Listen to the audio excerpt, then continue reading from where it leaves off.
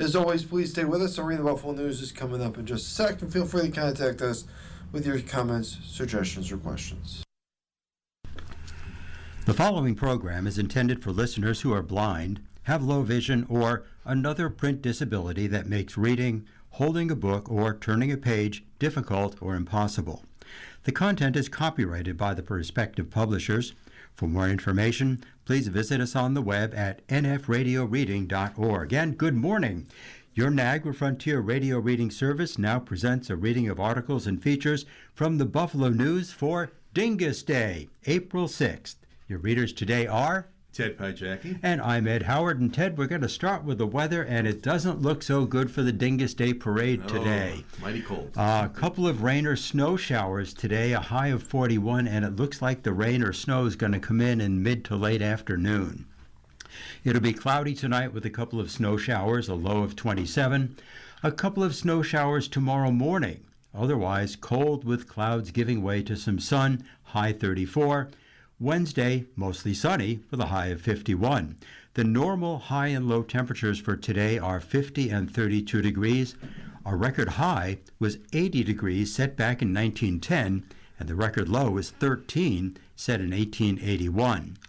So far, year to date, we've had 11.8 inches of rain. Our normal is 9.3, so we're about 2.5 inches over normal, and you can understand that given the rains that we've had in the past week. And our air quality index is said to be good. So that's our weather forecast for today. What's in the news?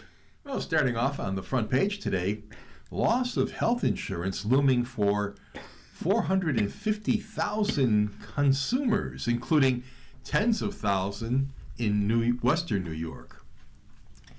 2 years ago, when the Biden administration allowed New York to expand state health insurance coverage for hundreds of thousands of lower and middle income consumers, state health officials painted a rosy and equitable picture for the future.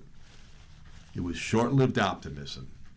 An estimated 450,000 New Yorkers are scheduled to lose their health coverage on July 1st due to cuts under President Trump's One Big Beautiful Bill Act. On Wednesday, impacted New Yorkers began to receive notifications of their looming coverage cuts, including 42,587 consumers who live in the 3 congressional districts covering Western New York.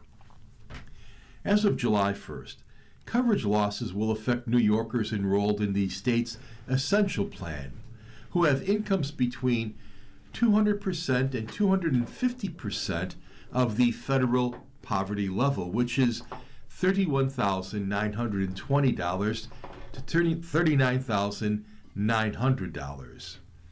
Another 1.3 million New Yorkers in the Essential Plan with incomes within 200% of the federal poverty line, which is below $31,920, will continue to be covered. The State Department of Health's Marketplace, the New York State of Health, said it will send out another notice in May with information about new coverage options. It said starting May 16th, most people affected can enroll in, quote, the qualified health plan, end quote, with financial assistance, which would include a monthly premium and other costs not part of the Essential Plan. A Silver Plan with tax credits would cost an average of $220 per month, officials said.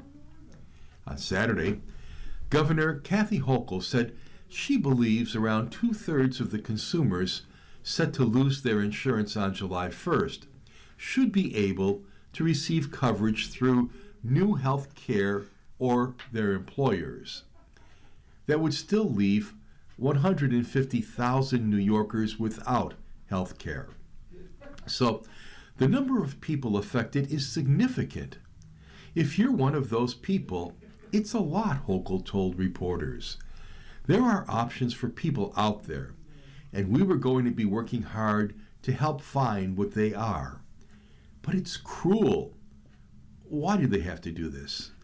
They're now asking for billions of dollars to fight a war overseas, and they don't care about the people back home who are going to be struggling?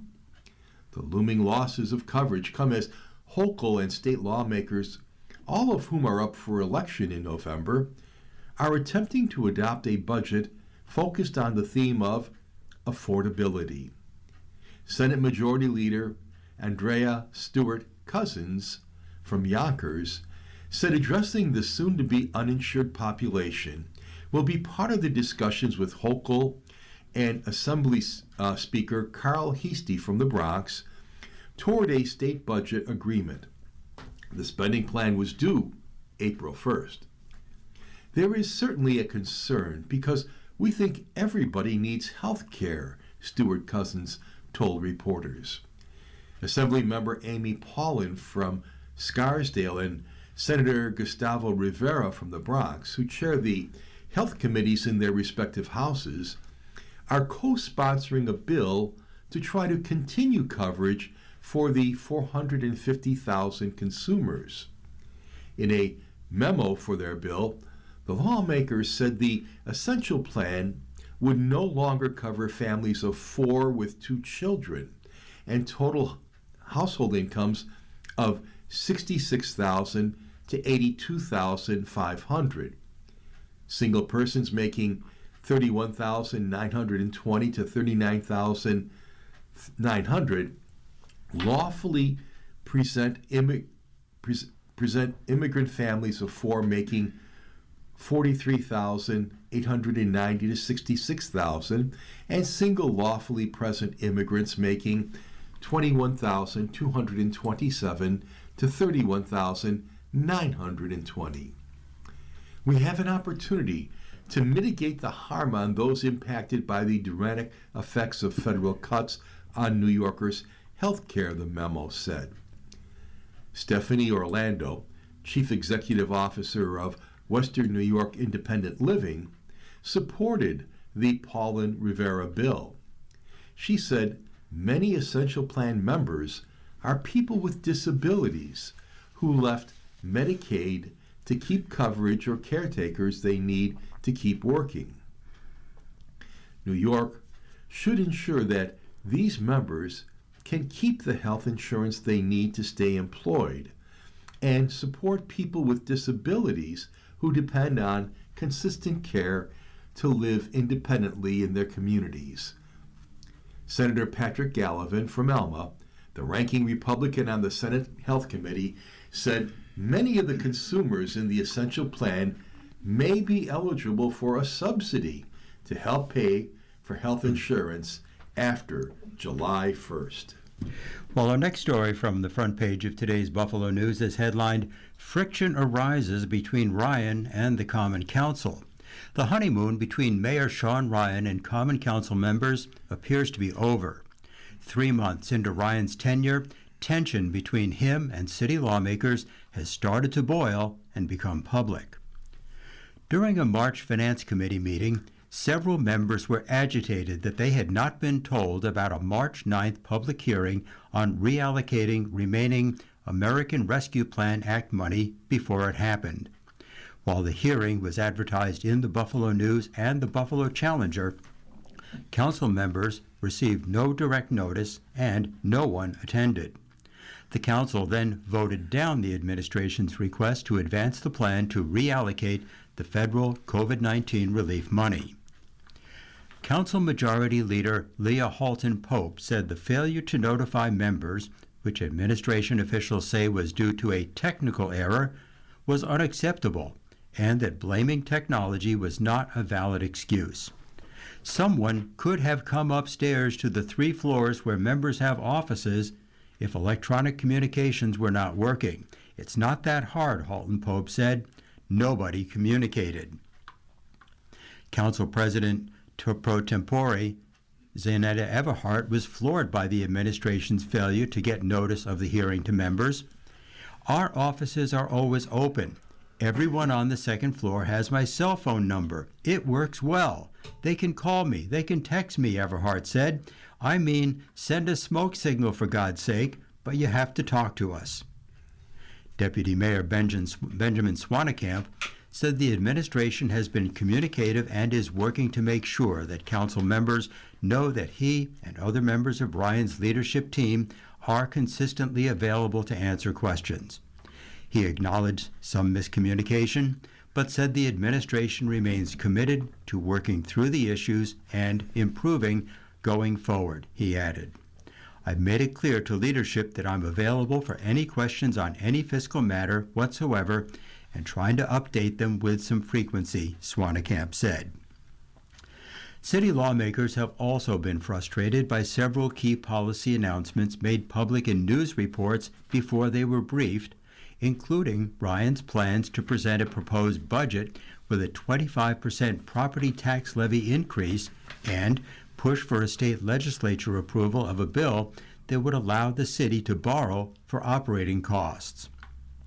South District Council member Christopher Scanlon, who served as acting mayor before Ryan defeated him in the Democratic primary last year and went on to win the general election, said his administration and former Mayor Byron Brown before him would work with council members to get as close to being on the same page as possible for a proposed budget before any specifics were announced to the public. Have those conversations on the front end and were able to get through the budget process somewhat seamlessly, Scanlon said, as opposed to this, where the administration's holding meetings all over the city of Buffalo with businesses, organizations, other private citizens, and not telling the council a word about it. Ryan let the tax increase percentage out publicly while responding to off-topic questions at a press conference last month, which was unplanned. I understand the frustration, Swanekamp said. Nobody likes to learn about things in the media first, and so I totally sympathize there. But we had planned to do individual briefings, just got a little ahead of us there. The administration has routinely made department heads and other top leadership available to the council, something that did not always happen under former Mayor Brown. Swanekamp said the administration has made an effort to ensure that council members have a chance to question leadership during council and committee meetings whenever requested. The frustrations also extend to Ryan's allies on the council. Niagara District Council member David Rivera, who has worked with Ryan on their various campaigns for years, joined other members in airing his frustrations over the missed hearing announcement. Rivera said the administration and the council had been working in silos due to the lack of communication on some issues. Certainly, we want to make sure that the general public is engaged, and we want to be part of engaging the public, Rivera said. Another point of frustration for council members has been the new deputy mayor system, which aims to streamline the flow of communication to avoid lower-level management and other employees from spending time communicating with council members and other city employees. In introducing the new structure, Ryan said that would free up those employees to concentrate on fixing problems without getting bogged down in communication work and avoid conflicting information from being spread around. Swanekamp said it helps department heads and other high-level leaders track and understand systemic issues since they may not be made aware of these problems otherwise. If folks were going directly to an individual mid or even low-level manager somewhere to try to get something done, that's not going to fix the problem long-term, because then the department heads, the deputy mayors, and the mayor don't have it on their radar to understand what's going on, he said. But for council members, the new system has cut them off from information sources that help them reassure and inform constituents with questions or problems. Their offices, they say, are always nearly always the first place constituents go for answers. The hard part of being a council member is that we're closest to the people, Fillmore District Council member Mitchell Nowakowski, another Ryan ally, said. We take all the hits, and we're asked first for decisions that are made by very strong chartered executive who can unilaterally make a lot of these decisions with very little council member input. You are listening to a reading of today's Buffalo News on your Niagara Frontier radio reading service, and the time is 15 minutes after the hour. And we turn now to the opinion section, and we start with the news editorial for today. And its title is Historic Boost. Buffalo's most distinctive structures will benefit from proposed tax credit. The list speaks for itself. The Central Terminal, the Richardson Olmsted Complex, Statler Buffalo, the former AM&A's department store, the DL&W Terminal. Rattle it off and then ask, what do all these iconic Buffalo structures have in common besides historic architectural significance? The answer these days is simple: need. They all desperately need structural repairs and other renovations numbering into the millions of dollars each. The question is how to accomplish what amounts to a Herculean task with what money? There is action in Albany that can help. If there is a political will to support an effort by State Senator April Baskin, complete restoration of these must-save and high-potential landmarks attains higher possibility. The Buffalo Democrat wants to triple the state's historic tax credit from a maximum of $5 million to $15 million for what she has termed the white elephants in the state, certified historic buildings that are very large, have been vacant for at least 10 of the last 15 years, and need more than $50 million in renovations. Baskin is co-sponsoring the White Elephant Historic Tax Credit Enhancement Act with Assembly Member Pam Hunter. It's a bill that could be the catalyst in getting these large projects off the ground. As reported by the News' Jonathan D. Epstein, the estimated cost to renovate each of the 5 biggest projects in Buffalo is well over $200 million or more. This cost severely outpaces the tremendously helpful state historic tax credit in use since 2010, and which is usually paired with the federal historic tax credit. It has been used on more than 1,500 projects, totaling $17 billion in private investment. Those projects created 14,000 housing units, including 4,300 affordable units, while supporting thousands of construction jobs. But these historic projects are massive undertakings and in desperate need of a jumpstart the White Elephant Bill would provide. Work has been underway on most of these sites.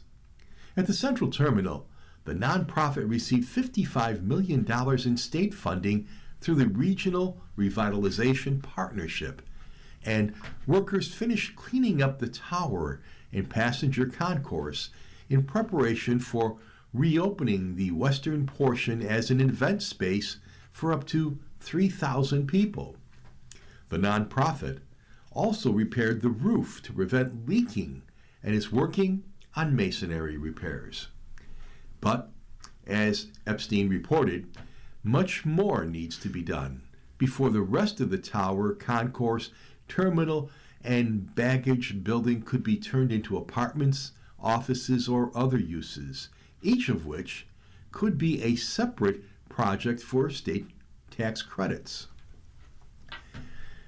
Breaking these complex projects into separate pieces is the key. That is what the Richardson Olmsted campus plans for the dozen buildings that make up the Buffalo site off of Forest Avenue. The beleaguered AM&A's department store, once unencumbered from legal entanglements, could also use this bill to make redevelopment easier. That would be an important boost for downtown Buffalo's erratic revitalization. It is heartening that Baskin's bill, which was introduced a year ago, is gaining more support as the legislator gets the word out statewide.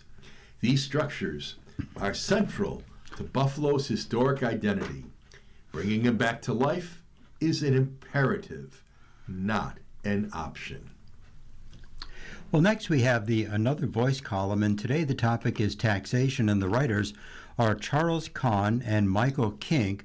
They are a deputy director and executive director for the Strong Economy for All Coalition, and their headline is Hit the Billionaires Who Make Life Unaffordable. They write, Governor Kathy Hochul has an opportunity to increase affordability and increase her political standing in an election year by taxing billionaires. Billionaires can afford to pay. According to a new report from Oxfam America, taxing billionaires could help offset the inequality fueling Trump tax cuts for the rich and fund investments to support regular people hurt by federal cuts. New York's billionaires have done exceptionally well in the past year. The wealth of the 10 richest New York billionaires increased by $42.4 billion. New York is home to 154 billionaires with a total collective net worth of $975.7 billion. Their wealth grew 11.6% in the past 12 months, and the Trump tax cuts will make them even richer. Billionaires are making life unaffordable for regular people. Billionaire-run private equity firms currently own at least 1.6 million housing units in the United States and use aggressive tactics to generate explosive returns for their investors while increasing the costs for families. Billionaire-run private equity funds load hospitals nationwide with debt, cut operating costs, and shut down unprofitable services while patients in entire regions lose access to basic care or pay more.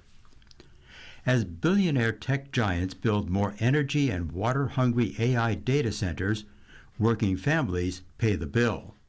Residential water prices rose 5.1%, and electricity prices jumped about 7% in 2025, more than double the overall inflation rate. Billionaire-run private equity firms now control an estimated 12% of the U.S. child care market. Families are already spending about 27% of their income on child care. Billionaire-run private equity firms have contributed to rising grocery costs by using highly leveraged buyouts to acquire supermarket chains, saddling them with billions in debt that must be serviced through aggressive cost-cutting and higher margins. 3 out of 4 New Yorkers support taxing the ultra-rich and the wealthiest corporations, including majorities of Democrats, independents, and even Republicans. In an election year, Hochul and lawmakers have every incentive to pass popular policies, and that means taxing the ultra-rich to make life easier for regular New Yorkers. And today's editorial cartoon comes to us from Mike Lukovich of the Creators Syndicate. And I'm going to describe it moving from the right to the left. So on the right side of the cartoon is the coffin, the top part of a coffin, and it's covered with an American flag. And next to that, sitting in the middle, is a woman with tears running down her cheeks and her child hugging her as she holds an American flag that's been folded into a triangle. And then standing in front of them on the left side of the thing is President Trump with a long red tie dangling on the ground, and he's holding a Sharpie, and he says to the woman who's crying with her child, "Do you want your flag signed?" We'll leave it up to you to decide. We'll turn next to the political opinion columns, and our first one comes from Abby McCloskey, who writes for Bloomberg Opinion, and the headline on her article is, "Classroom iPads are teaching children skills that are wrong." She writes, "I'm going to say something from my first-hand experience as a mom. Schools have a terrible track record with screens. It tends to be adoption first, skepticism later, and in the parentheses, and then only maybe. That's led to a generation of kids being treated as big tech guinea pigs and falling student achievement scores. First, schools allowed kids to bring personal smartphones into classrooms like they were lunchboxes.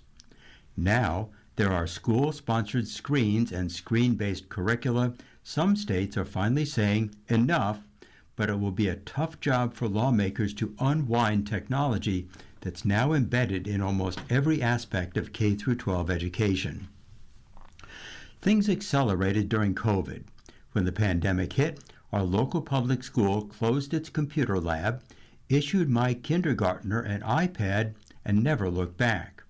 There was no overarching policy, no time limits for its use in the classroom, and the safety controls were leaky. The pandemic dissipated, but screens stayed. As I investigated different school options for my children, I found that both public and private schools like to boast about their one-to-one student-to-device ratios. A survey by the New York Times found that 81% of elementary school teachers said students receive school-sponsored devices for use in class by kindergarten. Even if teachers want to reduce the time their students spend on screens, many are unable to. According to a 2025 RAND Corporation report, 1 in 3 teachers reported that they are required by their district or school to use mostly or entirely digital instructional materials. And because nearly all states exclusively use digital statewide testing, screen-based test practice becomes necessary. That, consequently, influences much of the rest of the curriculum. It would be one thing if screens were associated with higher student achievement, but that's not what we're seeing. In Senate testimony earlier this year, neuroscientist and author Dr. Jared Cooney Horvath argued that Gen Z is the first modern generation to score lower on standardized tests than the previous one, which he directly attributed to screen use in the classroom. According to a study of the interdisciplinary reading research structure of the University of Valencia, students reading physical books have 6 to 8 times more comprehension than they do after reading on a digital device. Tech optimists may point to the benefits screens can have for individual tutoring or supplemental materials, and I don't disagree that there are some good use cases. But ask parents of school-aged children how screens are used in the classroom. If their experience is anything like mine, it goes far beyond such targeted interventions. Screens are used for indoor recess, core curriculum, testing, and YouTube for lessons, but maybe also for a break. This has parents concerned, and states across the political spectrum are starting to act. Many states have already imposed some type of restriction on the use of personal cell phones in the classroom in recent years, although only 3 states are truly phone-free. Addressing screens in school demands a greater sense of urgency. The complications of screens in the classroom only grows from here as technology advances further. Consider that AI is still brand new and it's already swamped schools. 85% of teachers and 86% of students have used AI in the 2024-25 school year, according to a report from the center-left nonprofit Center for Democracy and Technology. Although it's too early to know the consequences, common sense suggests that our usual strategy of adopting first and reevaluating later will not work well here, as it has not worked well for phones and tablets. It's good that states are taking action to reevaluate technology, but the clock is ticking. This generation of kids doesn't get a chance to redo K through 12 once we wise up. You are listening to a reading of today's Buffalo News on your Niagara Frontier radio reading service, and the time is 29 minutes after the hour. And our next opinion piece comes to us from Janice Robinson Celeste of the Fulcrum. The headline is Tax Season Trap, When Refunds Become a Child Care Safety Net. Most parents are more than happy to receive a tax refund. That money can help pay bills, fund a long overdue vacation, or simply offer breathing room. But for too many families, especially black families, that refund often becomes a temporary relief from child care gap that's created by school systems that no longer design around the realities of working families. Schools are supposed to be structured in a child's best interest. In practice, hardships are built into an antiquated design. 70% of black parents work service essential 9 to 5 roles, yet schools dismiss in the early afternoon. Parents are left scrambling to find and pay for care before and after school, babysitters for holidays, teacher work days, and full-time summer camps. Those gap hours and summer care costs average to about $400 to $500 per week. For many households, that equals an entire paycheck.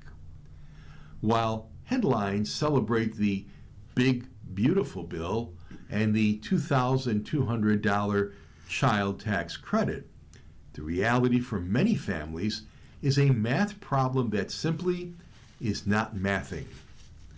The child tax credit is separate from the child independent care tax credit, which offsets only a portion of child care expenses against taxes owed and does not provide a broad refund for most families.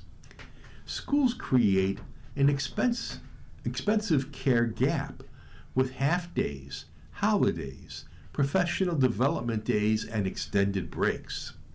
Add in sick days, and they rarely align with the average 11 days of PTO most workers receive each year. One report shows that 30 to 40% of black parents have no paid sick days at all.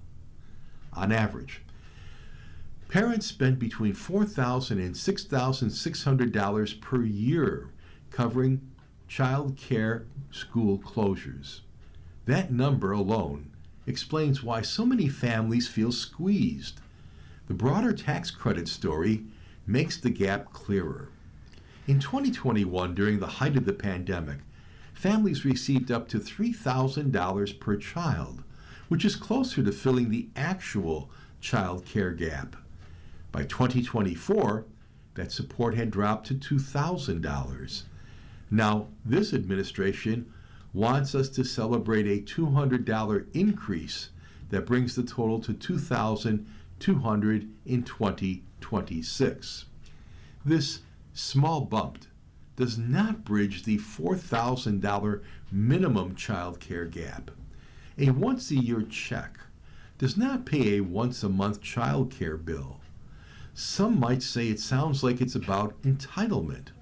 No, it's about infrastructure to support a robust workforce. The current tax system has retreated from families while child care costs continue to climb. Staying home with a child who has a runny nose is for many African American families a financial risk. One survey shows that 76% of African American households report living paycheck to paycheck. Missing work to cover child care gaps can mean missing rent and utilities and a financial spiral that takes months to recover from. We need to bridge the hours between 7 a.m. and 7 p.m. for working families. Teacher professional development can happen after school or online. Half days should be eliminated completely. Week-long breaks should be aligned in schools across the state, so families with children in multiple districts do not have to juggle different calendars. When schools are closed, affordable full-day care options should also exist. Families earning under $100,000 per year need meaningful subsidies that reduce monthly costs. Child care centers also need accessible funding to lower tuition without compromising quality. Employers must also adapt. Workplace holidays should better align with school calendars. Parents who can work remotely should be allowed to do so. The pandemic proved that remote work is possible in many industries. At the peak of the COVID-19 epidemic, an estimated 60 to 70% of full-time employees were working from home. Also, paid parental leave must be standard if employers require in-office work. Some companies offer monthly child care perks for employees on websites like care.com as part of their benefit package. Tax refunds were never meant to be survival checks. Yet, for many working families, especially black families, that is what they have become. Until we redesign school schedules, workplace expectations, or tax policies to reflect the real cost of raising children, the annual refund will continue to serve as a reimbursement for a predictable failure we Americans keep pretending is normal. In Washington news, courts have ruled against President Trump during a bruising week for the president. President Trump spent much of last week railing against the courts. The courts in turn spent it ruling against him. While Trump made history as the first sitting president to attend oral arguments at the Supreme Court, where he stared down justices as they questioned his bid to end birthright citizenship, quieter courtrooms across the country were challenging his agenda. Among the challenges were on immigration and his own liability to the run-up to January 6th. "Dumb judges and justices will not a great country make," he wrote on Truth Social on Monday. By Friday, judges had served him loss after loss, each finding the administration had taken executive authority too far too fast. On immigration, the keystone of Trump's policy platform, he faced a number of setbacks. Last Monday, a federal judge in California took a step that would allow a class action lawsuit against the administration's handling of certain asylum claims. The case concerns thousands of asylum seekers who had made appointments with immigration officials by using a Biden administration phone app called CBP One. In many cases, migrants from around the world had waited months in Mexico for their turn to speak with border agents after securing appointments through the app. Those appointments were canceled after Trump took office. The asylum seekers certified that those asylum seekers are a class that can challenge the administration's actions in court. On Wednesday, the Supreme Court justices appeared skeptical of Trump's claim that birthright citizenship doesn't apply to babies born in the U.S. to parents who are here unlawfully or temporarily. Conservative and liberal judges alike questioned the arguments of Solicitor General John Sauer, who represented the administration, saying he relied, quote, on some pretty obscure resources, including precedents that dated back to Roman law. And a judge this week ruled that Trump remains personally liable in a civil lawsuit tied to the January 6, 2021 attack on the Capitol, allowing those claims to move forward. It's among the most consequential legal threats he faces. Trump entered the presidency on the heels of a major Supreme Court win that found former presidents have criminal and civil immunity for official acts during their term. But on Tuesday, U.S. District Judge Amit Mehta deemed that Trump's January 6 speech, in which he directed supporters to march to the Capitol and fight like hell, was a political act and not a presidential one, and therefore not shielded by Trump immunity. For Adam Winkler, a constitutional law professor at UCLA who has tracked the administration's legal battles closely, the losing streak had a clear through line. It was an awful week for Donald Trump, he said. It's not that the courts are anti-Trump. In fact, he wins a lot. It's really that he takes such an aggressive approach to policy making that he runs afoul of existing precedents. Also in Washington news, Army Chief's ouster stokes fears at the Pentagon. Merely 2 weeks had passed since the Iran war began when General Randy George, the Army's highest ranking officer began sounding an alarm. Touring a weapons depot in North Carolina, George warned lawmakers present that the conflict's vast and ever-growing list of targets was straining U.S. capacity, depleting our stockpiles faster than we can replace them, as one congressman recalled. Since assuming Army leadership, George has made it his mission to strengthen the nation's industrial base in anticipation of precisely this moment, when the United States would be engaged in a major war with a formidable adversary. On Thursday, Defense Secretary Pete Hegseth fired George. No reason was given, a U.S. official familiar with the matter told the Times. The forced departure of George in the middle of a war created yet another blow to morale inside the Pentagon, where multiple officials expressed dismay over the state of the department's leadership. Over the last year, Hegseth has fired 5 sitting members of the Joint Chiefs of Staff, with only 2 holdovers remaining. Whenever you have a change in leadership, military or otherwise, there is bound to be some churn in information management, one U.S. official said, granted anonymity to be able to speak candidly.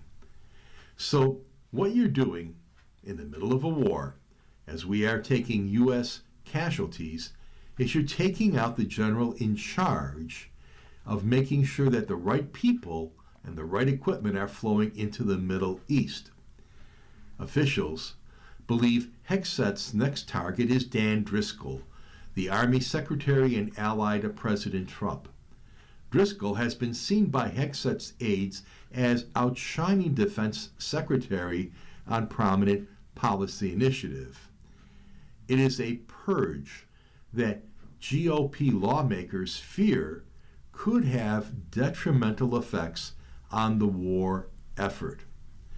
Acknowledging the Pentagon expulsions, Iran's embassy in South Africa posted photos on social media on Friday crossing out the portraits of several top U.S. military officials who have been fired in these recent months.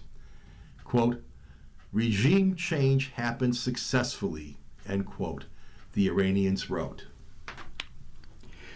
Well, if it seems like it's been wet recently, it has been. March rain in Buffalo was one for the books.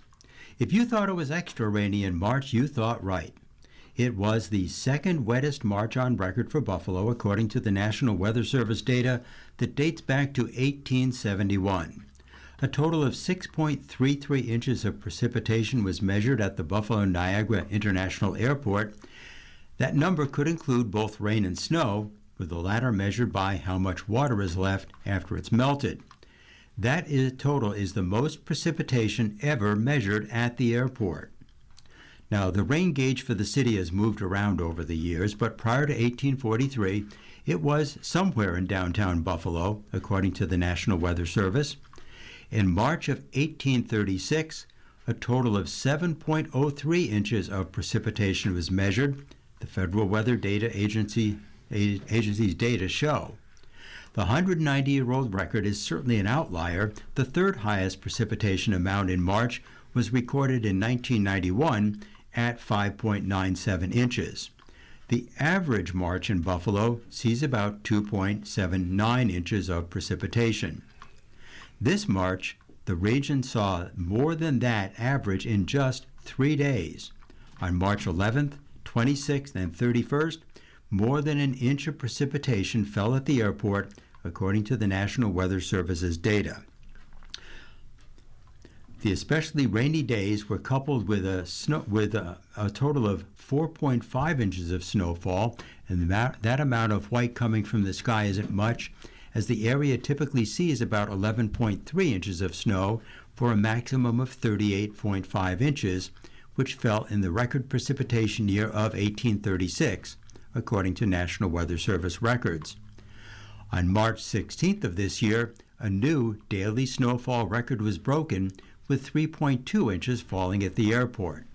It was also a slightly warmer March, with the average temperature measured at 38.2 degrees, above a normal of 34.1 degrees. The wet weather could be explained partially by multiple shifts between cold and warm front entering the area, said Liz Drakowski, a meteorologist with the National Weather Service in Buffalo. But, as we enter the month of April, we're expecting to see more rain, and April showers bring May flowers. Now, we all know what follows next. Mayflowers bring pilgrims. Our next article, Trump levels fiery new threat on Iran. U.S. rescue detailed.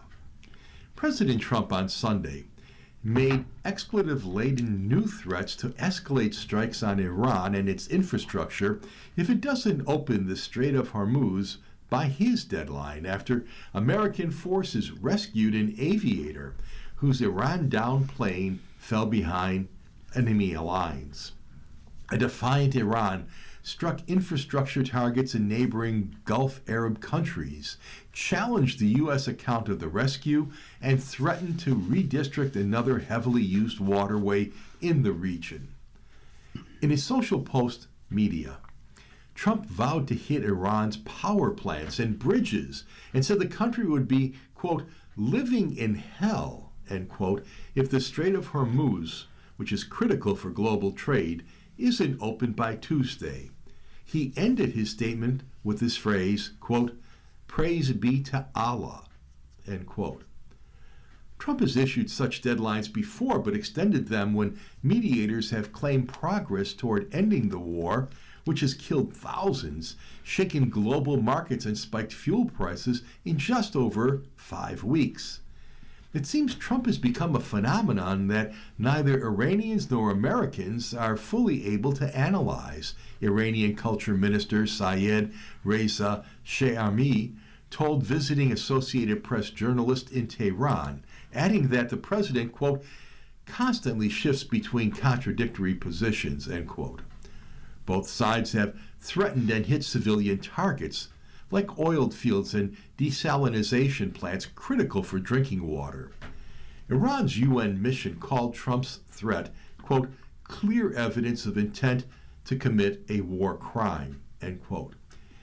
Iran's military joint command warned of stepped-up attacks on regional oil and civilian infrastructure if the U.S. and Israel attack such targets there, according to their state television. The laws of armed conflict allow attacks on civilian infrastructures only if the military advantage outweighs the civilian harm, legal scholars say. It's considered a very high bar to clear, and causing excessive suffering to civilians can be constituted as a war crime. An intense search followed Friday's crash of an F-15E Strike Eagle, while Iran promised a reward for the enemy pilot. It was the first known American aircraft to crash in Iranian territory since the U.S. and Israel launched the war on February 28th.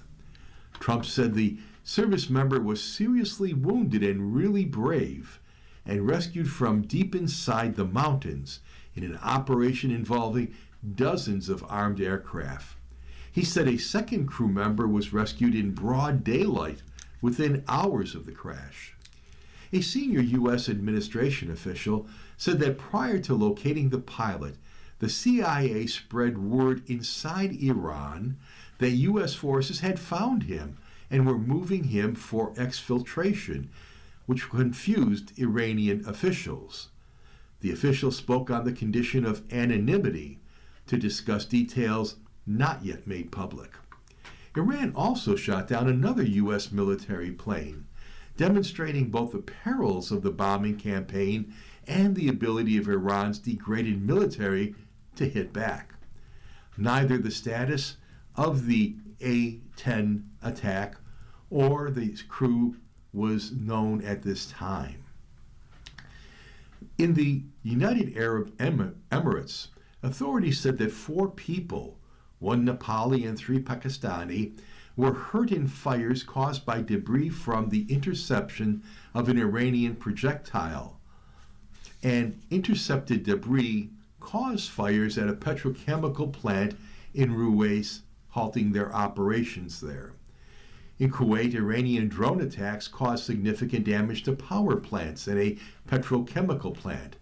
They also put a water desalination station out of service. In Bahrain, a drone attack caused a fire at one of the national oil company's storage facilities and state-run petrol plant, the kingdom officials said. In Israel, rescue authorities said they were searching for 3 people in the northern city of Haifa after an apartment building was hit. It wasn't immediately clear who struck it. Meanwhile, more than 1,900 people have been killed in Iran since the war began. In Gulf Arab states and the occupied West Bank, more than 24 people have died, while 19 have been reported dead in Israel and 13 U.S. service members have now been killed. In Lebanon, more than 1,400 people have been killed and more than 1 million people have been displaced. 11 Israeli soldiers have died there. Well, Ted, normally at this time in our program we review death listings, but this week, and it seems for recent weeks, the Buffalo News is not publishing death listings on Mondays. So I'm not quite sure how to interpret that, but the fact is we don't have any death listings for today.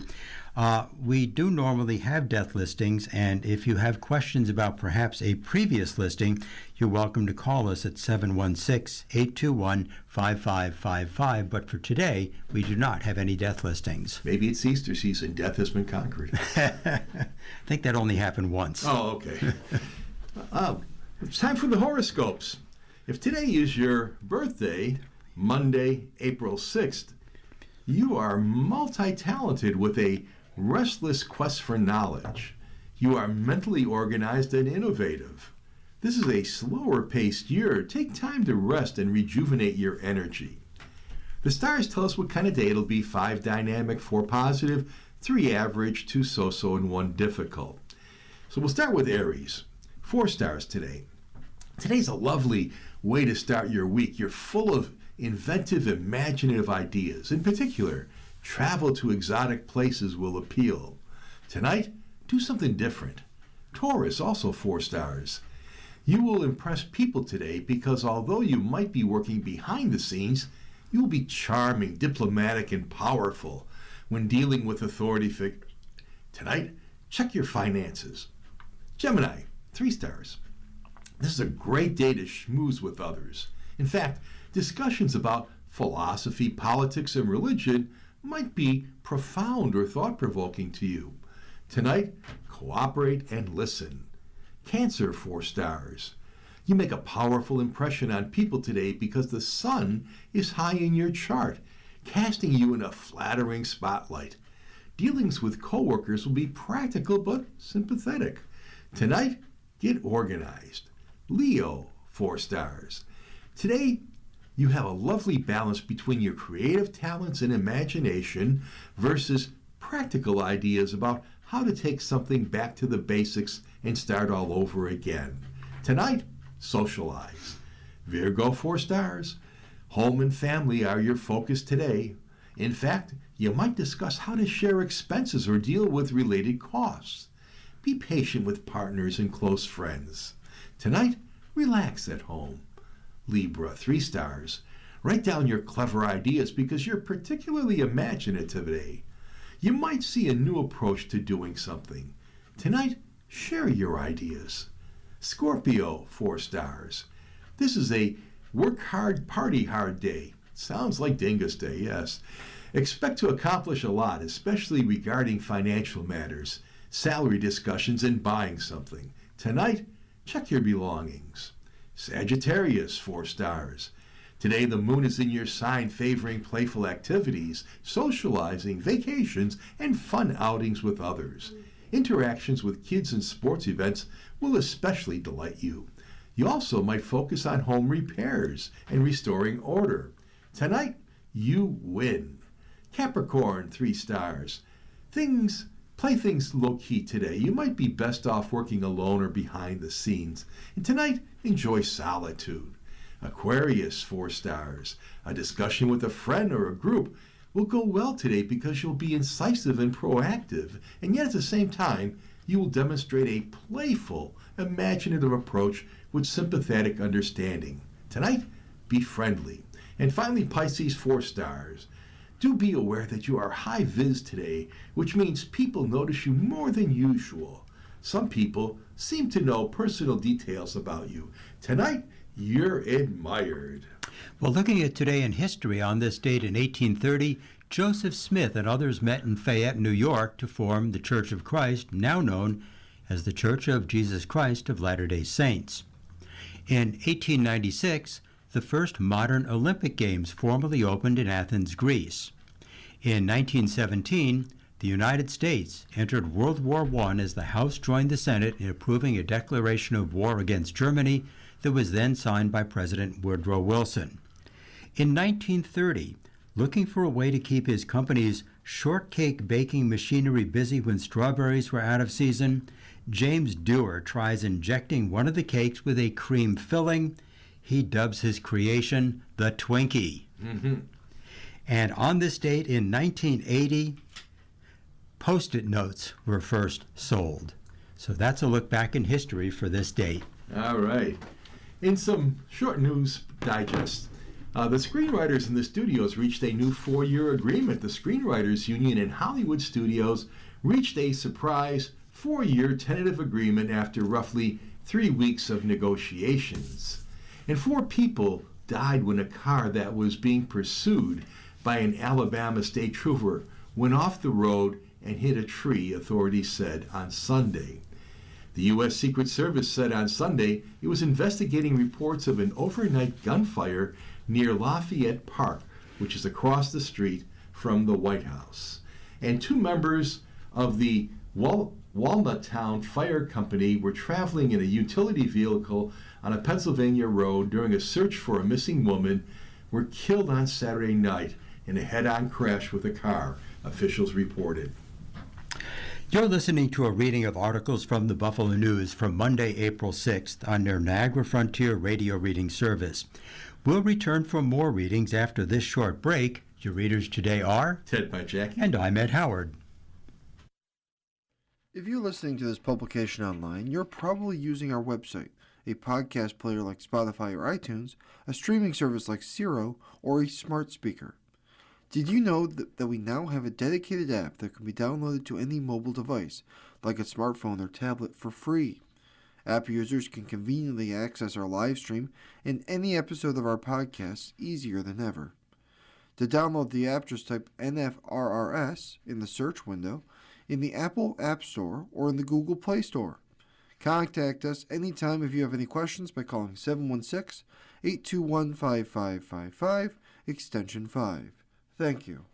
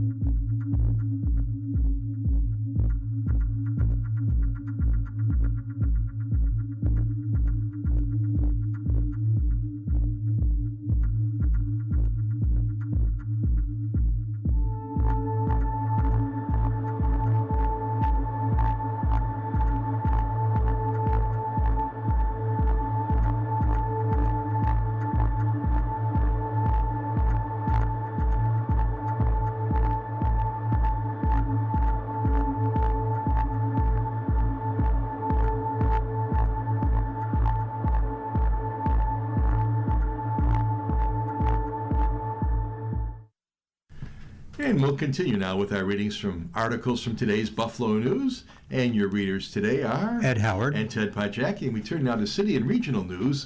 And Goya Foods and local groups pitch in to help families in need. Two local nonprofit organizations are teaming up with the largest Hispanic-owned food company in the United States to help alleviate food insecurity for local families in need by providing more than 50,000 pounds of products to food pantries and schools in Buffalo. Goya Foods is donating the provisions through its Goya Gives program. The items are distributed locally through Community Partners Hispanic Heritage Council of Western New York and the Puerto Rican and Hispanic Day Parade of Western New York. Food items will also be provided to families of Buffalo Public School System children. We are deeply grateful to Goya Foods for their generosity and commitment to our community, said Casimiro Rodriguez Sr., the president and founder of the Hispanic Heritage Council. This partnership represents the power of collaboration in addressing food insecurity and uplifting families across Western New York. The initiative also marks the 90th anniversary of Goya Foods. In honor of its 90th year, Goya donated 1 million pounds of food across the United States, Puerto Rico, and Spain on March 31st, the 90th day of the year. Its regional distributor, Goya Foods of Great Lakes, is located on Main Street in Angola and plays a key role in production and distribution throughout the eastern states. We are honored to celebrate this milestone by giving back to the community, said Carlos Piera, the general manager of Goya Foods Great Lakes. Partnering with these outstanding organizations allows us to make a meaningful impact and support families throughout Buffalo and the surrounding areas. Goya already has cultivated a notable community presence in Buffalo by partnering with local organizations.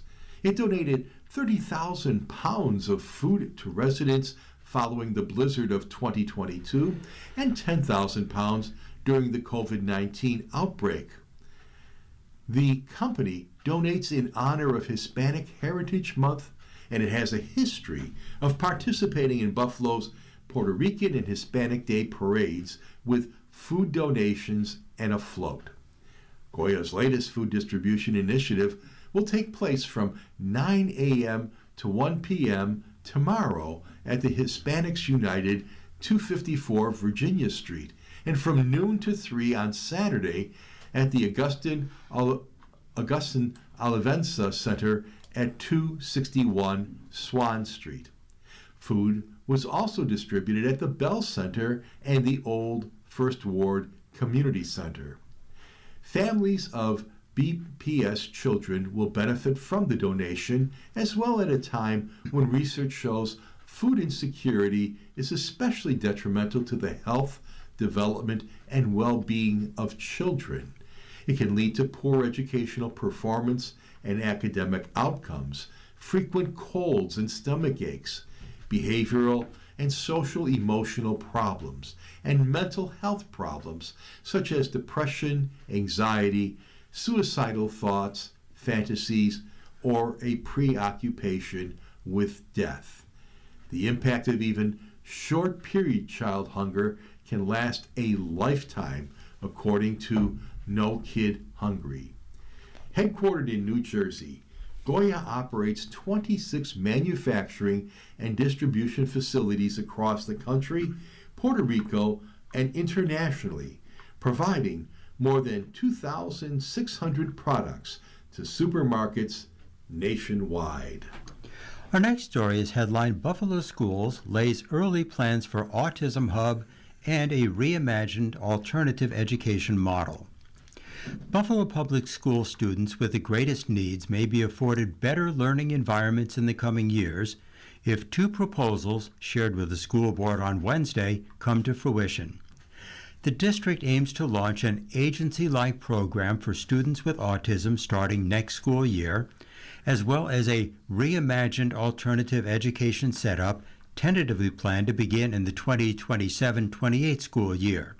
Both plans are subject to the board's approval. The Autism Hub will enroll students who may be nonverbal, struggle with controlling their emotions, or face other behavioral challenges that demand greater resources or safety measures for the student to function in a school classroom.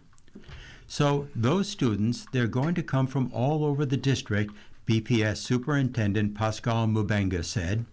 They're going to be the most severely profound needs students.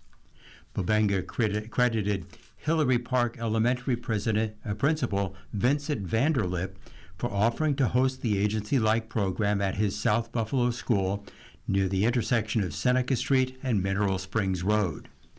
Hillary Park previously included a satellite site for the Stanley G. Falk School, which closed their BPS locations in 2023, but still operates 4 alternative education campuses outside the city.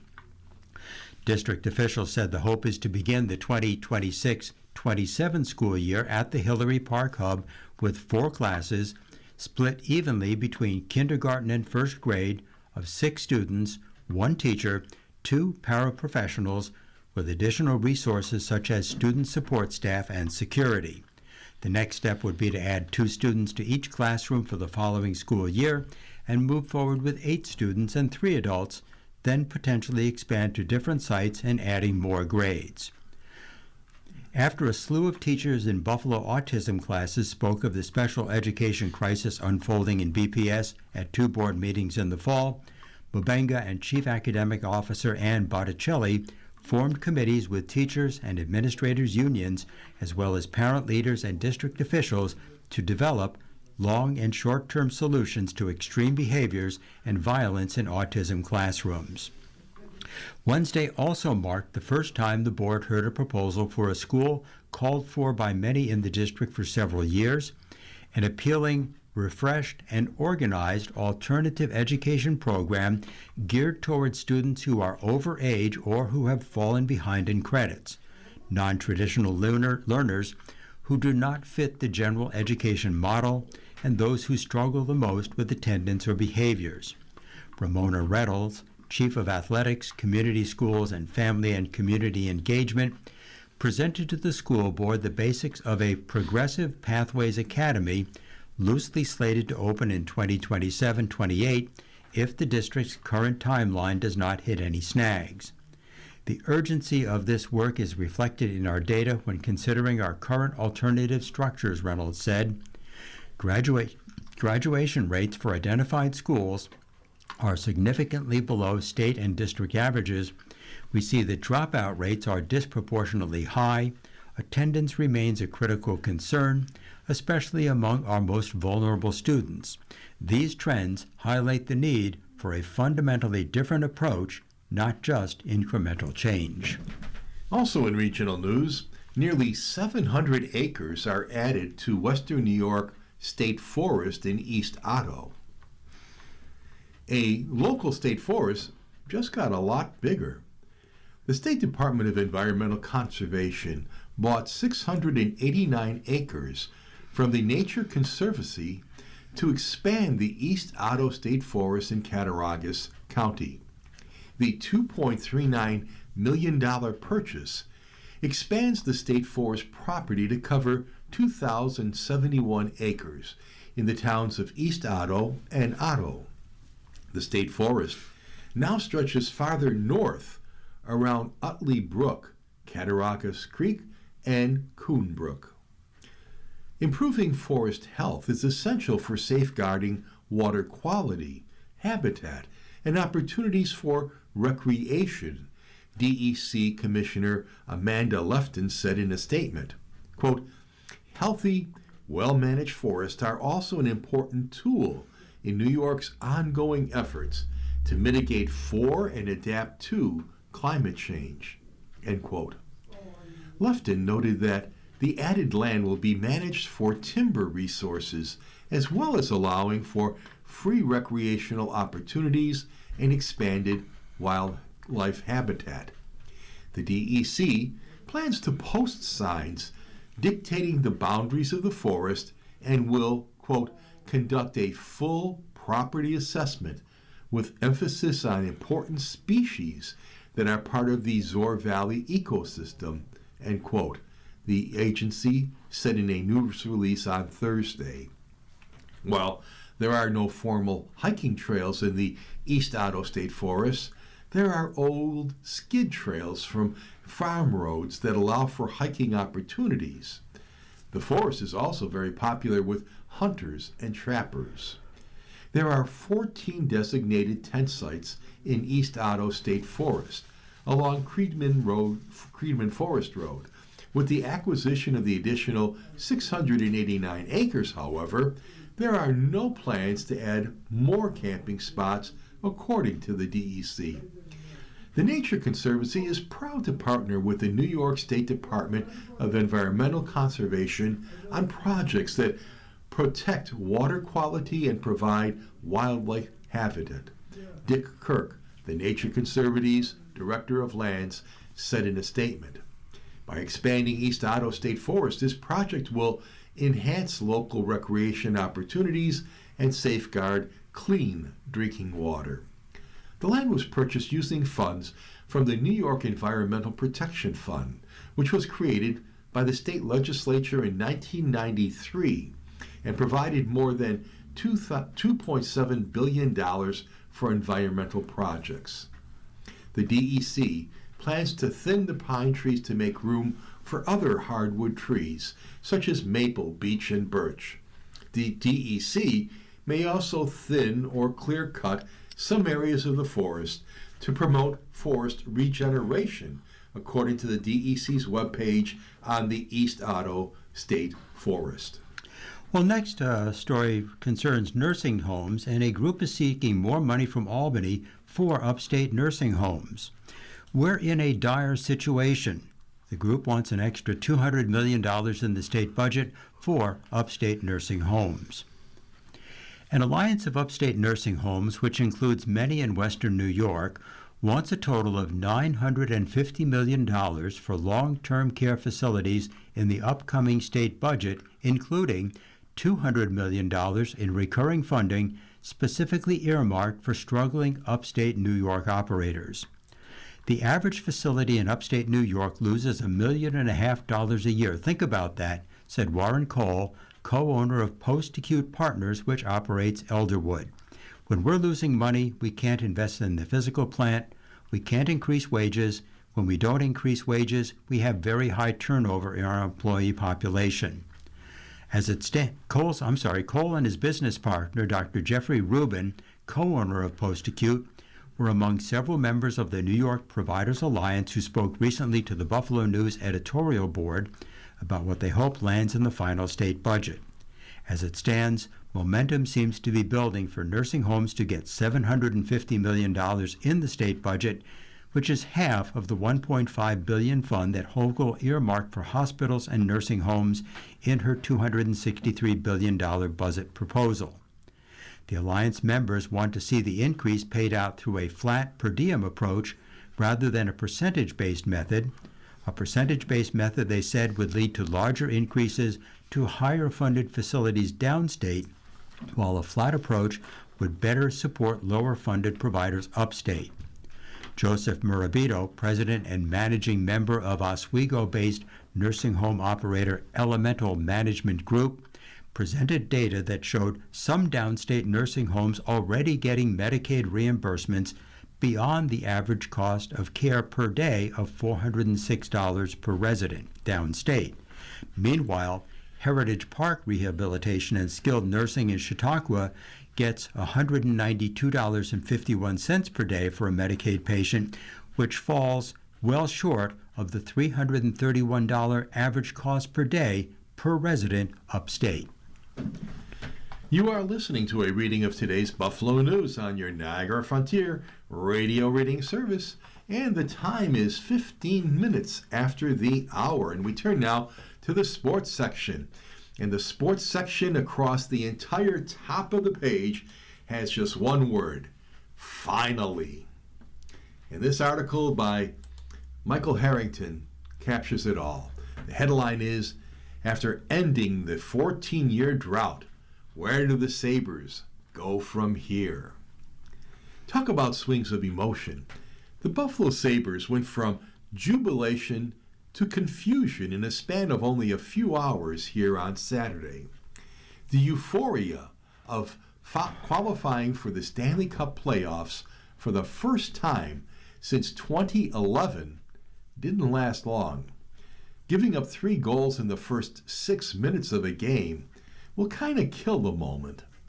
The 6-2 loss to the Washington Capitals in the Capital One Arena put several issues in gruesome focus for the Sabres. Their 2-3-2 record over the last 7 games is easily their weakest stretch of hockey since early December, when Kevyn Adams was still the general manager. 2 straight losses in regulation is a first for this club under general manager Jarmo Kekalainen. And an 8-game win streak by the Montreal Canadiens, who posted a 4-3 shootout victory on Saturday in New Jersey after blowing a 3-0 lead, has dropped the Sabres to 3rd in the Atlantic Division. It pushes the possibility that Buffalo could open the playoffs on the road at either Montreal or Tampa Bay. The players were at their end of the game day naps or preparing to go to the arena when they got word that their playoff quest was completed by a 4-1 Detroit loss to the New York Rangers. And get this, rookie Gabe Perreault scored a hat trick for New York. He's no relation to the Sabres icon Gilbert Perreault, but that's undoubtedly some weird karma. For the love of Perreault's for sure, Coach Lindy Ruff said with a smile before the game. I don't know if there's a hockey god, but the fact we went out this year and played the way that we did and climbed the ladder that far, I think we had a lot of gods that were taking care of us. It's obviously unbelievable, said Captain Rasmus Dahlin. I'm happy for the city. I'm happy for all the guys that have been grinding here for years. The equipment managers, the trainers, my teammates. Mostly the people in the city. Wow, it's going to be special, that's for sure. Ruff said his team was rewarded for its consistent play over a 4-month stretch in which the Sabres posted a remarkable 33-6-2 record in a span of 41 games that represents half a season. We got rewarded for how hard we played, Ruff said. First and foremost, I'm so happy for Terry and Kim Pegula, the whole Pegula family and our fans. All the people that work in the KeyBank Center. I'm stoked. Here's betting Ruff wasn't stoked by what he saw on Saturday. The Caps scored 2 goals in a 20-second span inside the first 4 minutes, with Alex Ovechkin assisting on both. They knocked Alex Lyon from the crease at 5:52 when Connor McMichael banged home a loose puck he snared off the end boards. You can't defend as poorly as we did those first couple of goals, Ruff said. We left 2 guys wide open. Coverage wasn't good, and it ends up in the back of your net. Terrible effort, Dahlin said. It was not even close to being good today. We've got to look at ourselves in the mirror. No one is playing their best hockey right now. There are multiple problems defensively. The Sabres' breakouts have not been good lately, with a Bowen Byram turnover leading to Washington's first goal. Coverage issues are problematic as well, with Logan Stanley caught in a no-man's land covering no one on the second Washington goal 20 seconds later. I gotta be better. I think it starts with me, and I think our D-zone coverage was putrid all night, added center Tage Thompson. You can't just hand them 3 goals at the beginning of a game and expect you're gonna win. We put ourselves in a really tough spot early on, and we gave them a ton of life. Lyon, who has a 6.24 goals against average and a .772 save percentage over his last 3 starts, had no chance in this one on any of the goals. It was a clear mercy pulling to try to wake up the guys playing in front of him. He wasn't out there covering those guys that were wide open, Ruff said. He was trying to. When we were successful, it was a grind, Dahlin said. It was unbelievably how hard we worked, how many shots we were blocking, and how much we sacrificed our bodies. We need to get back to that.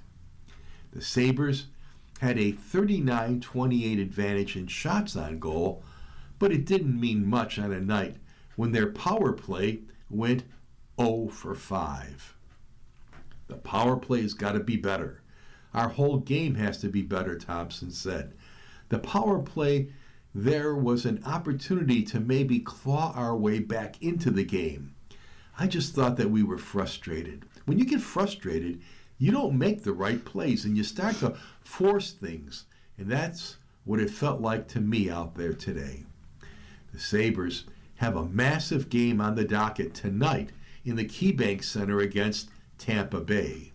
They will undoubtedly receive a raucous reaction for finally ending their playoff drought.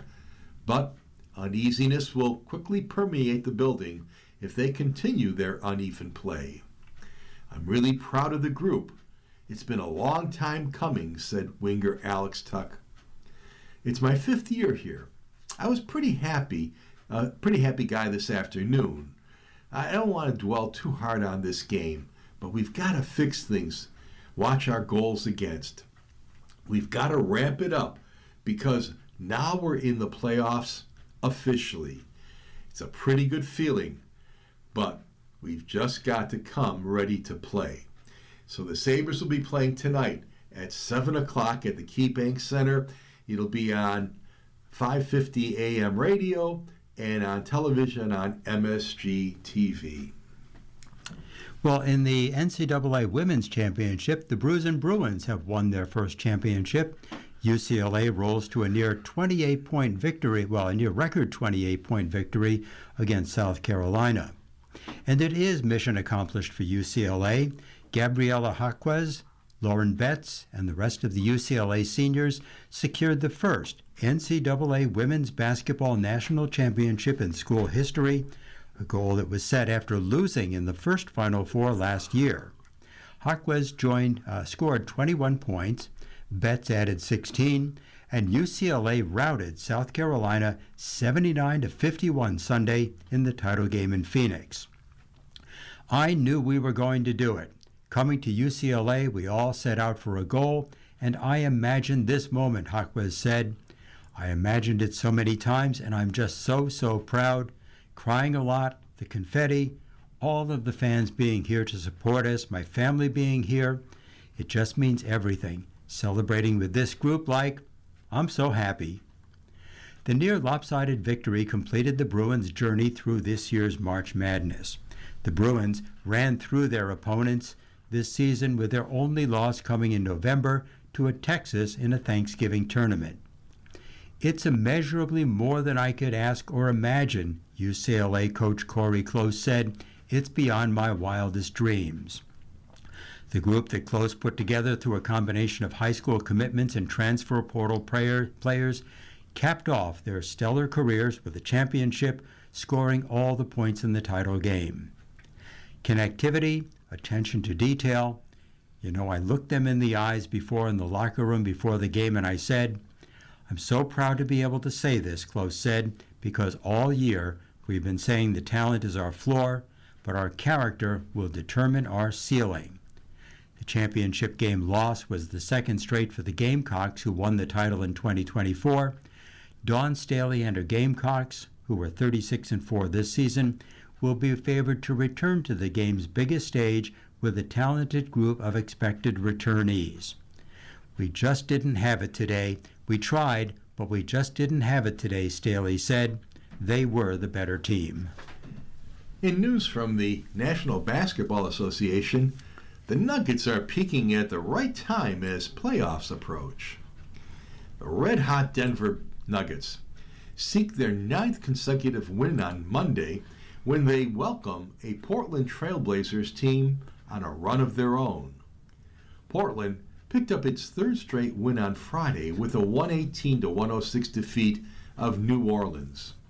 Jrue Holiday knocked down 7 3-pointers on the way to 27 points, coming on the heels of a 30-point performance in a 114-101 win over the Los Angeles Clippers last Tuesday. The Blazers also got 6 3-pointers from Toumani Camara, who finished with 23 points. Camara heads into tonight's contest having scored 63 points combined over Portland's last 3 contests. Camara also made NBA history in Friday's contest, drawing his 100th offensive foul of the season. He surpassed the previous record of 99 set by Anderson Varejao in the 2006 and 7 campaign. Camara's defensive presence, which also includes his 1.1 steals per game, has helped Portland rank among the league's top turnover-generating teams. The Blazers force 14.9 turnovers per game, the 7th most in the NBA. Finding ways to create turnovers is a challenge against Denver, which commits the 3rd fewest in the league at 12.2 per contest. The Nuggets also rank 5th in assists per game at 28.8, led by most valuable player contender Nikola Jokic's 10.9. The 3-time MVP is averaging a triple-double for a 2nd consecutive season, adding 27.9 points and 12.9 rebounds per game. And briefly, after 1 year at Duke, Con Knuppel has put together an incredible rookie season with the Charlotte Hornets. In Thursday's win against the Phoenix Suns, Knuppel put up an exclamation mark on his tremendous rookie campaign, breaking the Hornets' franchise record for 3-pointers made in a single season. Well, tonight is the NCAA Men's Championship game, and UConn is out to show Michigan who is number 1. The Huskies want to become the 3rd Division I school to win 7 national titles. UConn knows what it will take to become the first team in more than a half a century to win 3 national championships in 4 seasons. The Huskies will rely on the same physical play that helped them win the first 2, along with perhaps a bit more offensive efficiency. Michigan might still need a healthy Yaxel Lendeborg to end the Big Ten's 26-year title drought. It's a Monday night tilt between 2 loaded teams that have peaked during March Madness. The Wolverines have been installed as 7.5-point favorites according to the BetMGM sportsbook. There's no better feeling than being on that bus on Monday night, just being one of the last 2 teams standing, Huskies coach Dan Hurley said after Saturday's 71-62 victory over Illinois. It's just a cool experience. I look forward to, obviously, the ability to max out the season to get to the last game. Hurley has grown accustomed to playing into April. 3 years ago, his team beat surprise finalist San Diego State 76-59 to win the school's 5th title. 2 years ago, UConn beat Purdue 75-60 to become the first back-to-back champs since Florida in 2006-2007. And after making an early exit against the Gators last season, UConn is back with a chance to celebrate Hurley's 200th win with the Huskies by becoming just the 3rd Division I school to win 7 national titles. North Carolina and UConn are tied at 6, behind only UCLA with 11 and Kentucky with 8. No school has won 3 crowns in 4 seasons since the UCLA dynasty won 8 of 9 from 1967 to 75, with only NC State's 1974 title preventing a clean sweep. Alex Caravan can become the first player since the Bruins squad to win 3 titles during his career. Behind 7'3" center Ade Mara, Coach Dusty May's Wolverines have looked virtually unbeatable in the tournament, winning 4 games by 17 or more points, including the last 2. They are the first team to reach the 90-point mark 5 times in a single March Madness. The good news for UConn, Hurley faced a similar predicament in 2024 when the Huskies had to contend with Purdue and 7'4" Zach Edey, the 2-time National Player of the Year. The Wolverines could be even more formidable. After losing starting point guard L.J. Carson to a season-ending ACL injury in late February, Michigan has steamrolled through its schedule, with the exception of an 80-72 loss in Purdue at the Big Ten Tournament Championship game. You are listening to a reading of today's Buffalo News on your Niagara Frontier Radio Reading Service, and the time is 30 minutes after the hour. And now we turn to Eric for some advice. And the first one is, brother wants nephews left with a sitter at the reception. Dear Eric, my brother-in-law, who's 41, is the last of 4 siblings to get married. He invited the family to his wedding. However, this is a destination wedding, and he said he would like his nephews and nieces to participate in the ceremony, but that the children had to be taken to their babysitters after the ceremony and not be present at the reception. We have 2 boys. I'm not comfortable leaving them at a hotel room or house rental with a babysitter that we don't know. My husband is a groomsman. I'm just a guest, not part of the wedding party like my sons and husband.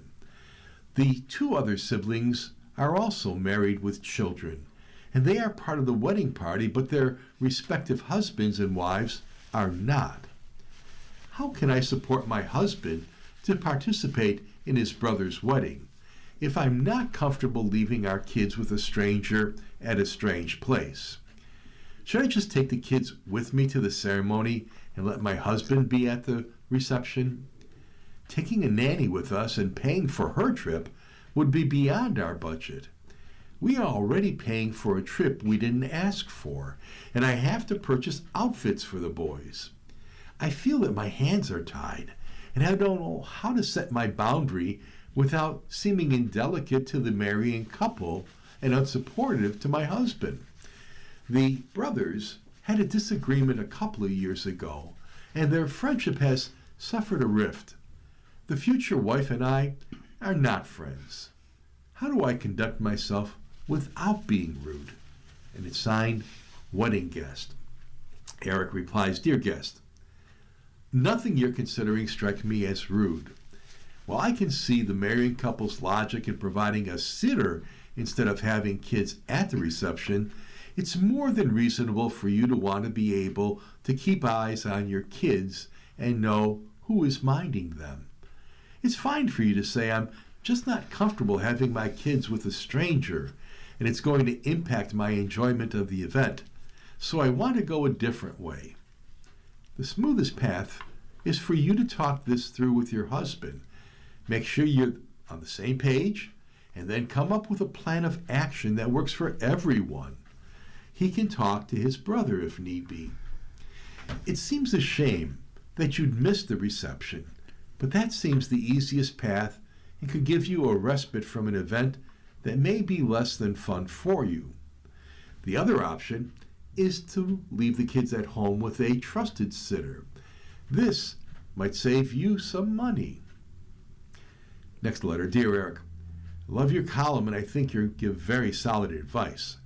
I wonder if you might have missed a little on your answer to the parent of a 22-year-old who works at the parent's job but is unmotivated and doesn't complete tasks. That was the bad coworker letter. The daughter is most likely not going to listen to the parent's 2 cents on this. In fact, she's going to need the real-world lesson here, I'm afraid. The person who is the daughter's supervisor is probably worried about offending the parent who is also her coworker. First, the parent needs to go to the supervisor and basically say, throw the book at her. Give that person carte blanche to treat the daughter as she would treat any other employee who wasn't performing. The parent trying to tell the daughter will go in one ear and out the other. Second, I suspect the daughter is living at home. Well, there's the problem, because she doesn't have any sense of urgency to make money. This adult needs to be treated like one and can handle her own problems. Yes, things might take a little dip until she figures out that she has only herself to rely on. But she won't starve and she won't be homeless unless she has some other undisclosed issues. The parent needs to launch this adult, not enable them. She needs real-life consequences, or she'll find herself at 30 in the same boat. And it's signed, a reader. And Eric replies, Dear reader, I appreciate your letter.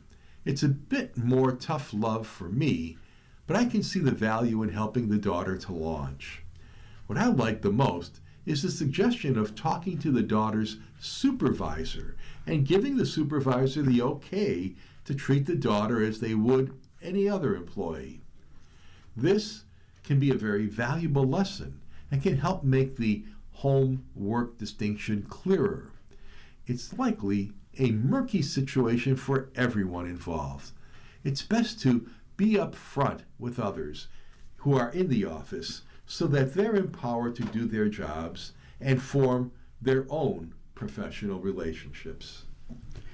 Well, next we're going to turn to some national news, and the headline here is TSA privatization part of President's proposed budget.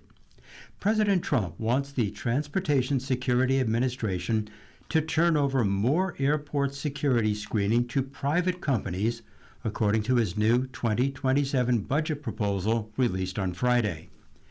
The issue gained traction in recent weeks as many airports across the country saw long lines at checkpoints due to the ongoing partial government shutdown that left TSA employees without paychecks.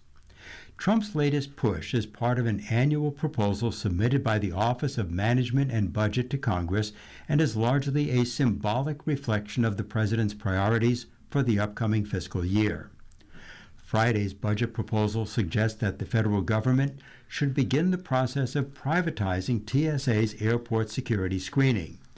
It would require small airports to enroll in TSA's Screening Partnership Program, under which TSA pays for private screeners. The administration says the move would save $52 million and begin reform of a troubled federal agency. Currently, 20 airports in the United States have private companies operating the security checkpoints under contract supervised by the TSA. San Francisco International, Kansas City International, Orlando Sanford, and 17 smaller airports participate. Privatizing airport security, some in the business argue, makes airport workers and travelers less vulnerable to becoming pawns in congressional fights over policy issues. In recent weeks, private companies were able to avoid the large-scale absences some airports that use TSA staff were struggling with as their employees went unpaid during the partial government shutdown. These 20 airports are completely oblivious to the government shutdown. Sheldon Jacobson, a founder professor of computer science at the University of Illinois Urbana-Champaign, who analyzes data to improve aviation security, said in March, "All operations at the privatized airports are normal because we continue paying our employees during the shutdown," said Nat Carmack of BOS Security, which screens passengers at Tupelo Regional Airport in Mississippi.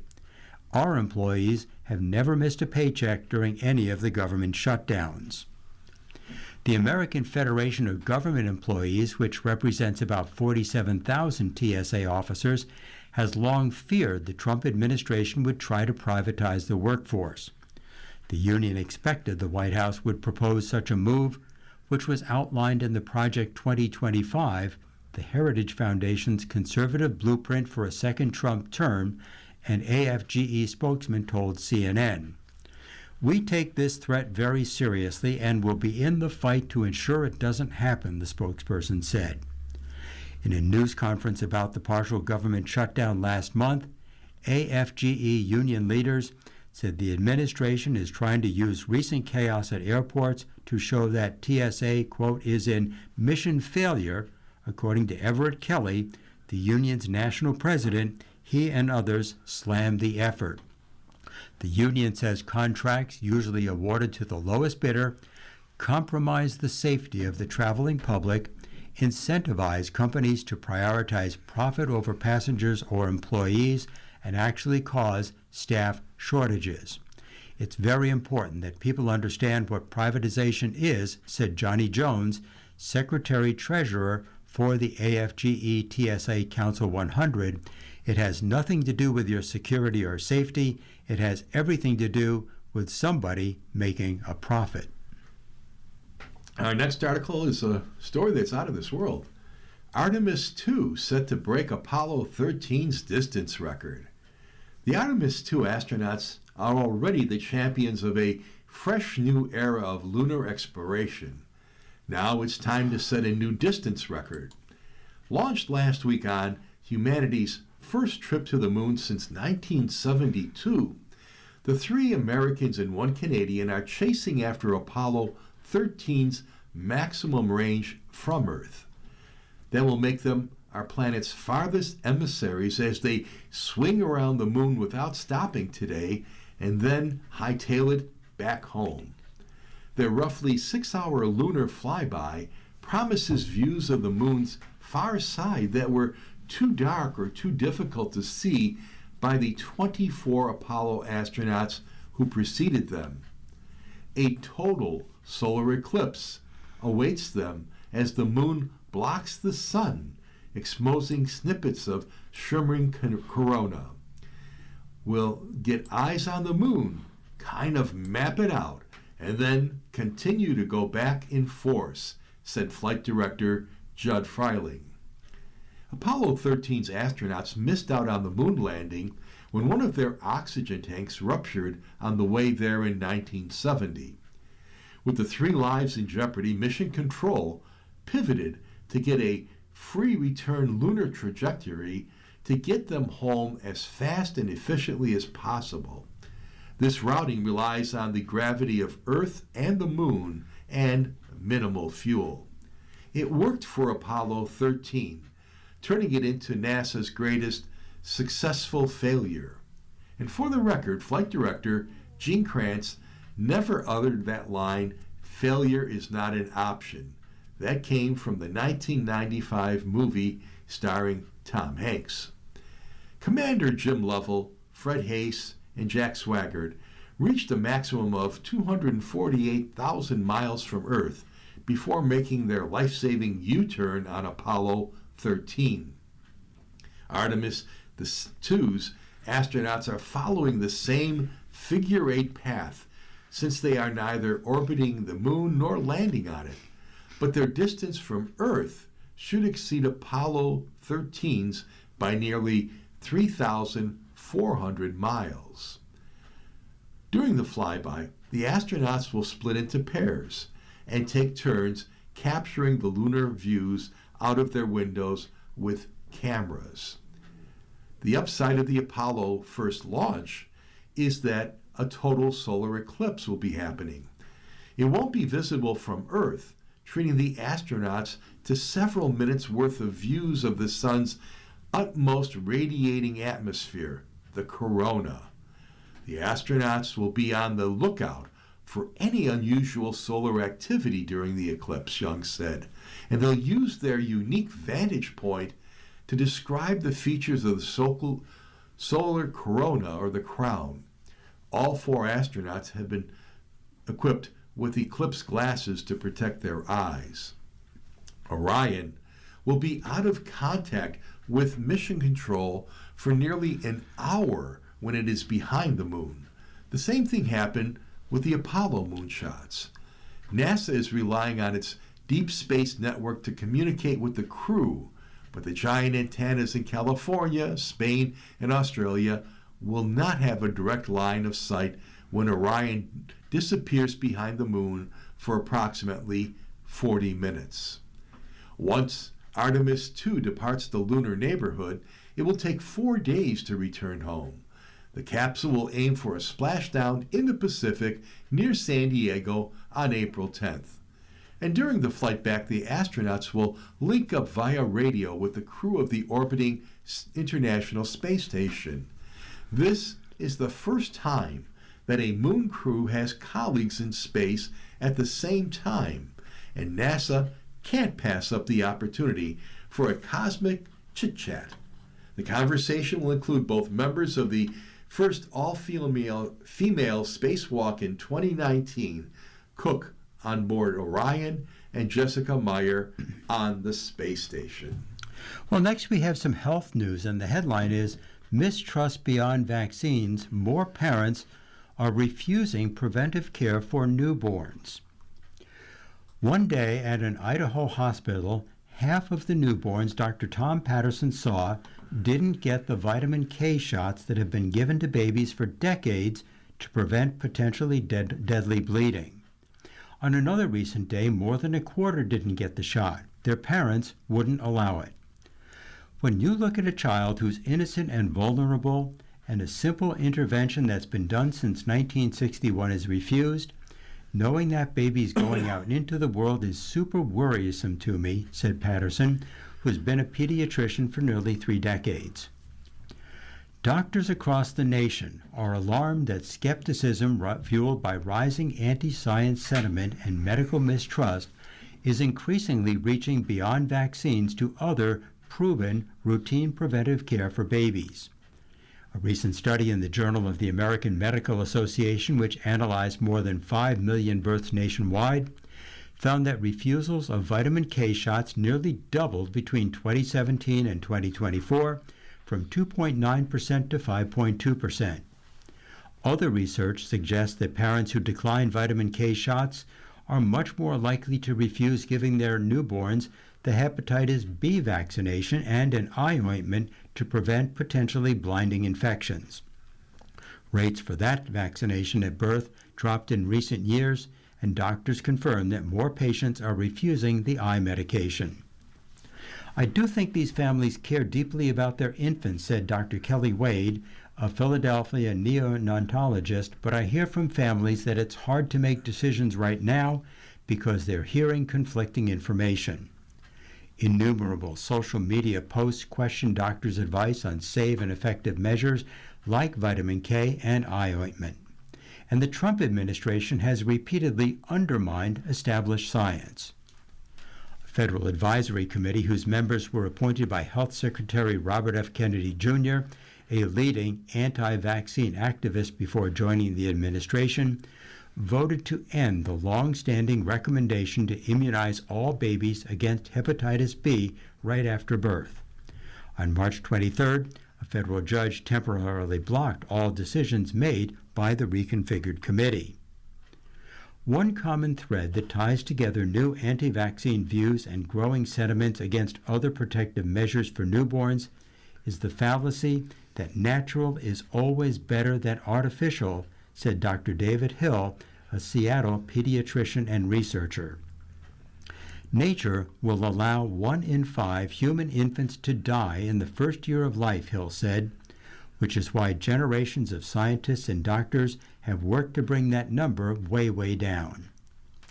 Babies are born with low levels of vitamin K, leaving them vulnerable because their intestines can't produce enough until they start eating solid foods at around 6 months old.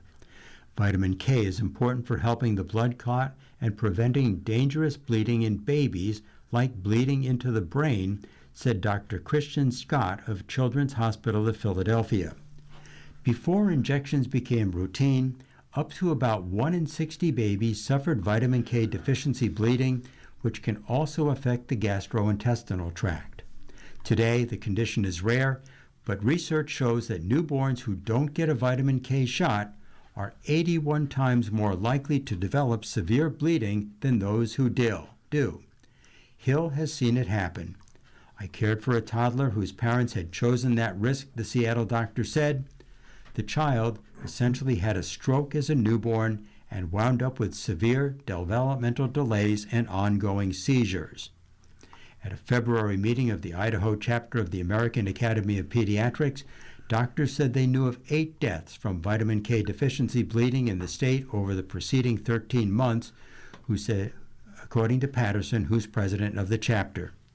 Infections prevented by other newborn measures can also have grave consequences. Erythromycin eye ointment protects against gonorrhea, which can be contracted during the birth, potentially causing blindness if untreated. The hepatitis B vaccine prevents a disease that can lead to liver failure, liver cancer, or cirrhosis. And this is a very sacred time for many religious people around the world. The Jewish people are celebrating their Passover, and Christians celebrating Easter yesterday. And so we have this article about Pope Leo as he prays for world peace. And the pontiff departed from tradition by not naming each world conflict. So this comes to us from the Vatican. Vatican City. Pope Leo XIV celebrated his first Easter Mass as pontiff with a call on Sunday to lay down arms and seek peace to the global conflicts through dialogue. But he departed from a tradition of listing the world's woes by name in the Urbi et Orbi blessing from the Logia at St. Peter's Basilica. Leo, the first U.S.-born pope, emphasized Easter's message of hope as a celebration of Jesus' resurrection after being crucified. Quote, "Let us allow our hearts to be transformed by his immense love for us. Let those who have weapons lay them down. Let those who have the power to unleash wars choose peace, not a peace imposed by force, but through dialogue, not with a desire to dominate others, but to encounter them," end quote, the Pope implored. With the U.S.-Israeli war on Iran in its second month and Russia's ongoing campaign in Ukraine, Leo acknowledged a sense of indifference to the deaths of thousands of people, to the repercussions of hatred and division that conflicts sow, to the economic and social consequences they produce. Without mentioning the wars by name, Leo quoted his predecessor, Pope Francis, who during his last public appearance from the same Logia last Easter reminded the faithful of the great thirst for death, for killing we witness each day. Francis, weakened by a long illness, died the very next day on Easter Monday. The Urbi et Orbi blessing, which is Latin for to the city and to the world, has traditionally included a litany of the world's woes. Leo followed that formula during his Christmas blessing, but there was no immediate explanation for the shift.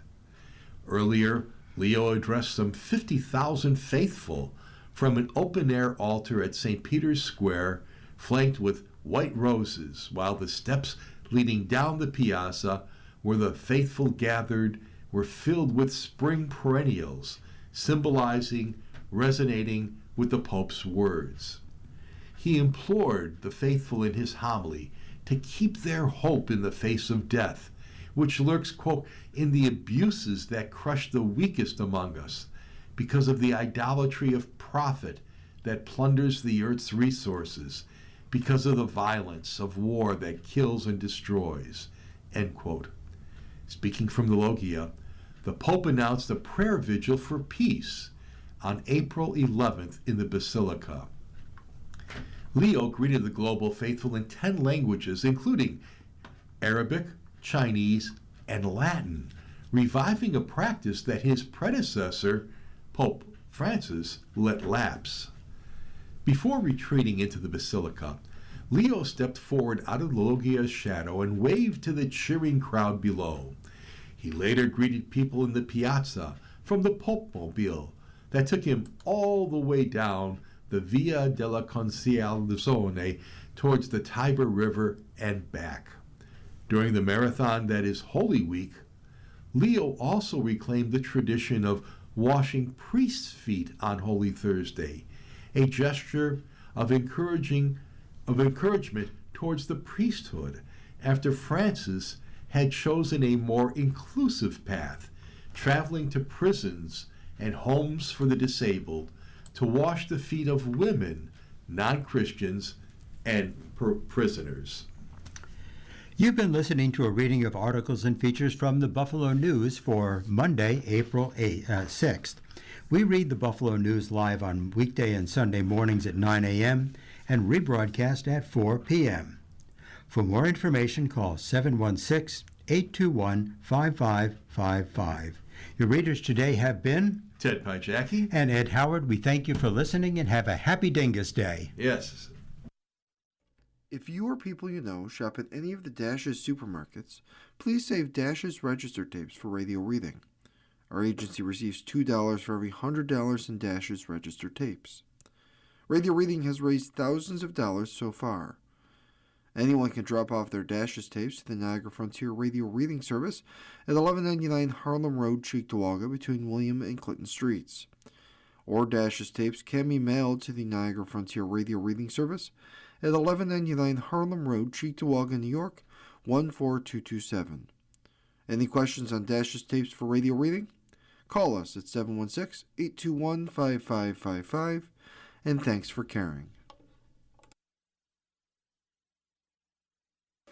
Radio Reading mails out a large print program schedule to our listeners every other month. If you have not received a Niagara Frontier Radio Reading Service large print program schedule in the mail, please call us at 716-821-5555. We will make sure that you receive one every other month. A Braille version of the schedule is also available upon request. Our number again is 716-821-5555.